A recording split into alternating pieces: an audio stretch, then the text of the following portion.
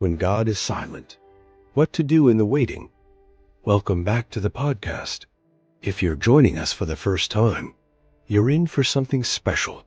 And if you listened to episode 1, where we talked about hearing God's voice, you might have walked away with a new hunger for clarity and closeness with God. But what happens when you've done all the right things, and God still seems silent? That's what we're talking about today. When God is silent, what to do in the waiting. Silence doesn't mean absence. God's silence is often a part of his strategy, not a sign of his absence. Job experienced this. In all his pain, suffering, and questions, God was silent for 37 chapters. But that didn't mean God was gone. He was preparing a greater revelation. Though he slay me, yet will I open him. Job 13:15. In your silence? Could it be that God is testing not your faith's volume, but its depth? The purpose of the pause. There are seasons of silence in every believer's life. Sometimes it's for growth. Like a seed in the soil, growth often happens underground. Realignment. God may be shifting your priorities to match his. Obedience. God may be silent because you already know what he said last, and he's waiting for your response. Ecclesiastes 3-7 says, a time to be silent and a time to speak. How to respond in the silence?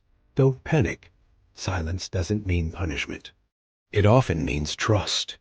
Jesus was silent before Pilate, right? Before fulfilling his mission. Keep showing up, keep praying, keep reading, keep worshiping. Let us not grow weary in doing good. Galatians 6-9, examine your heart, ask, is there any unconfessed sin, bitterness, fear I haven't addressed?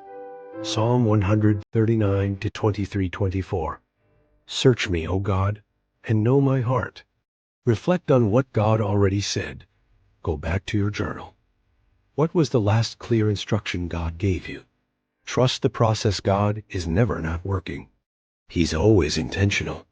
He who began a good work in you will be faithful to complete it. Philippians 1-6 real life story.